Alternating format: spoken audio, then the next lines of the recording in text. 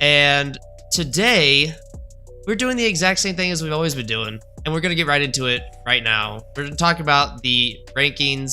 The college football playoff rankings just came out. And once again, they are just as bad as they were the week before, as expected. Ryan, go ahead and you had a lot to say about this. So go ahead and start us off. I mean, why is Ohio State number one, right? It doesn't make sense. Based upon everything that the playoff committee has said is valuable to them and important to them and goes most into their rankings, there's no reason that Georgia shouldn't be number one. They have a better strength of record. They have a better strength of schedule. You know, more top 25 wins, they're a more complete team. They pass the eye test even more than Ohio State. So I don't understand why you put them at one in the first place, and I don't understand why they're at one after their performance against Rutgers. It doesn't make sense to me, and that is probably my biggest gripe. I'm not too concerned with Texas at 7 and Oregon at 6, because I feel like that's going to figure itself out, and we can't really be too upset about rankings 5 through 10 at this point in the season, but you better believe that I will have things to say about that if it remains the same in a couple weeks. Yeah, and I mean, I know you said, so ESPN's FPI has Ohio State at 1 for strength of record, but I don't know where they're getting that number from. They haven't, and they also have their game control at 3. I think that's stupid. I don't understand how they're getting these numbers. Obviously, Georgia's had a better, in a better conference with a better record, of course, in terms of just playing better teams. I mean, besides that, and also Florida State it should not be at 4. I'm sorry. I don't know why everyone's so high on Florida State. Nothing impresses me about that. It should be Georgia 1, Michigan 2 until they get kicked out, if they do. Ryan, do you think this is going to happen this year, or it's going to be next year? I think the most likely scenario is that it's going to happen next year or in the offseason, and I could very easily see Michigan having to vacate all their wins. Would they? So that would suck if they won the Natty. Yeah, I'm about to say they had to vacate their national championship win, if that's the case. Well, I don't think Michigan's going to win. I still think I said Michigan was a better team, Georgia, but I still think Georgia has the edge. I don't know why. It's that gut feeling. It's that eye test thing you're talking about. I think Washington's a better team than Michigan. I think Texas is a better team than Michigan. And Alabama is a sleeper number 4 seed. Watch out for Bama. Bama's playing really well right now.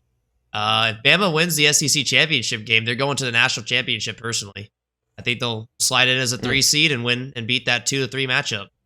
So look out for Alabama. Never underestimate Nick Saban. But yeah, besides that, I mean, there's nothing really else shocking out here. Iowa's ranked at 22. Maybe the worst offense we've ever seen in the history of college football is ranked at 22. That's terrible. But how about that defense? Defense is one of the best we've seen in college football history as well. Imagine if they had even a 10th of Texas's offense, how good they would be. They would be top 5 probably. Oh yeah. But whatever. USC is out of the rankings finally. God bless. It's a great week. And USC made some coaching changes, didn't they? You know, they did. And I think, was it last week that I was going on my rant about Alex Grinch? I think it was 2 weeks ago, but yeah. Whenever it was.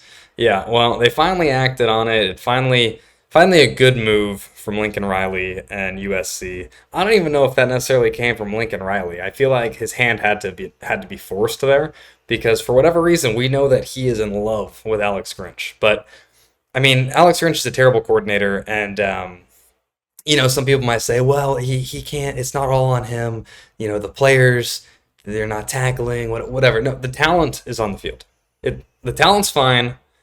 If you can't tackle, if you have poor coverage, poor rushing, all of that, that's coaching at this point. 100%. You're USC, you have the talent to put a good product on the field on both ends of the ball. If you don't, that is failure on the coaching staff. And I'm sorry, that's all it is. Yeah, you're 100% right. It was all like when Texas and Tom Herman, that team was really good talent-wise, but they couldn't do the little things. And That's ultimately why Herman was kicked. So just things like that. I want to now move on. That was a good analysis on USC legend Alex Grinch, who had a job for longer than I could imagine anyone having a job besides the presidency. But we're not going to talk about that. Yeah, Ryan likes that one. We get a little edgy today, aren't we? Let's go, Brandon. Number 7, Texas at TCU.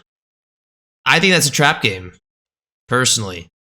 TCU is known for holding unnecessary grudges against teams they have no right to hold grudges against. I think Texas wins, but it's going to be closer than the line at 10. It's going to come down to a field goal. Yeah, I don't know. I could see it being very close, especially if Malik Murphy's playing the way that he's been playing, which is evident talent, a few good plays a game, but overall being young and showing his lack of experience. I think the coaching edge goes to Texas. Sonny Dykes is an amazing coach. I mean, last year's run was nothing short of spectacular, and a lot of it had to do with him, especially right after he brought SMU back to national relevance, relatively. Yep. TCU, not a lot of talent, not very good. They're a young team. They lost all of their team that they played last year. So I don't have any doubt that Texas wins, but, you're in Fort Worth. TCU really hates you for some reason. I could definitely see it being a lot closer than people might think. Yeah, 100%. Texas line 10. Take TCU plus 10, guys. If you're betting, not Prize Picks like our buddy Evan. Don't do Prize Picks. All right, this is not sponsored. Another big game here. We got in University Park, Pennsylvania. We have number 3 Michigan versus number 10 Penn State. This is national title. This is a national championship game for Michigan, pretty much. They lose here, they're done. So, Ryan. Yeah. Michigan's favored 4.5. Do you like that, or do you think Penn State has the edge here? I'm going to take Penn State in this one. I like Penn State a lot. I think Drew Allar's a great quarterback. Penn State's a lot better than their loss to Ohio State. Right. They're a fantastic team. Michigan has yet to play anybody. This is the first. This Michigan season starts and might end this weekend. Yeah. But certainly starts this weekend because this is their first real opponent they've had to play. It does not get easier for them from here on out. You have the game coming up. And maybe they're looking ahead to that. So there's a lot of things that could go wrong here. And also, you may say, okay, Michigan, if they lose, it's just one game to a very good opponent. It's a good loss. The playoff committee is looking for any reason to keep Michigan out and not have to worry about that situation. Yep, exactly. I think a one-loss Michigan is done. 100%. So yeah, especially they won't go to the championship game. I mean, what happens? So if Michigan loses, no, they wouldn't. If Michigan loses, but they beat Ohio State, Penn State holds the tiebreaker, or no? What happens there? It's a 3-way tie for first. I think it goes to Penn State. So then Penn State would then, unless who does Penn State have? Let's see, real quick. Let's see. Penn State has Michigan, Rutgers, and Michigan State. I mean, shoot. Because Michigan would have beaten Ohio State. Ohio State beat Penn State, but Penn State beat Michigan. No one holds the tie. I honestly hope that happens. I really hope that scenario happens. That would be insane. I always root for chaos. This is it. For whatever reason, I just love it. I want chaos, but also being, soon to be Texas grad, Texas fan, lifelong, sitting at 7. Chaos is amazing for the Longhorns, assuming that they went out. We take care of business against TCU, Iowa State, and Tech, which they absolutely should. But, it's we'll Texas. It's Texas, but also, I don't know. I think we're finally past the Texas of old that loses games they're not supposed to. Knock on wood. Yeah. But, we like that a lot. There's also a lot that could go on this weekend. A lot could go wrong. Georgia plays a very good Ole Miss. Yep. I would definitely be looking out for the upset in that one. Ohio State. Who does Ohio State play? Ohio State, I think... No, they play Michigan State, but it's at home. I think that's a win. Yeah. That might be a blowout. Michigan State has the opportunity to do the funniest thing ever this weekend. To help out Michigan, that would be cursed. Ohio State won't have a chance at losing another game until Michigan probably. But Alabama plays Kentucky in Lexington. That's going to be a tough one. Even though Kentucky's mid, they still gotta go all blue over there. So Miami and Florida State. This is one of the games I think Florida State's going to lose. This one or Florida. This is it. This Florida State season. You really think that Florida State's out? I genuinely think so. Now, of course, if they win out and they win the championship game, they're going to be ranked 1 or 2. Unfortunately. Yeah. But I think it's either Miami or Florida they're losing to, and then they got to play Louisville in the championship game. So and that's not going to be easy. That's not easy. Not at all. So we'll see where that one goes. So Miami this week, Florida State's favored by 14. I like Miami. Do I think they'll win? I don't know. And then lastly, number 5, Washington, which is a big wall in the way for Texas. Got to play Utah. And Utah is known for knocking off top 10 teams when they're not in contention for a playoff spot. So I would not be surprised to see the Utes pull that one out. Yeah. Obviously, I would really love to see, he's out for the year, but Cam Rising would have been amazing to see go against this Washington team. Of course, then again, if Cam Rising was playing, I think Utah would be undefeated. Yeah, true. Yeah, so that's national title game right there for Washington. There's a lot of games this week that are, well, obviously at this point they're all must wins, but these are ones that you can't screw up because they're against good teams.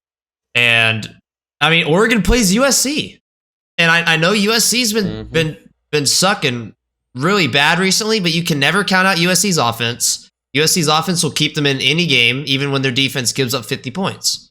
So I think and now we'll see what happens with that defense without Alex Grinch there. That's true. Now they get a different type of style, different play style. We'll see. So this week is going to be chaos. I promise you. It's going to be a great week for college football, and really this is where probably the Heisman race really starts heating up with Penix Jr. Obviously, Caleb Williams is out, but even Carson Beck's still in this. Ironically enough, I mean, Jordan Travis, if he has a good game, that could cement his Heisman spot. I mean, shoot, I wouldn't even count out. You give Jonathan Brooks a 250-yard game against TCU, and he's right up there too. And that's a hot take. Yeah, but that's not, he's that is a hot take. One of, if not the best running back in the country. Texas just continues to pump out running backs left and right. So yeah, and for Jonathan Brooks, the stats are there. He passes the eye test, and he's on an 8-1 team that's probably, hopefully, going to make some noise come into season. So we're sitting here talking about Jonathan Brooks Heisman odds, which he won't win, but it's still fun and exciting, and I love it.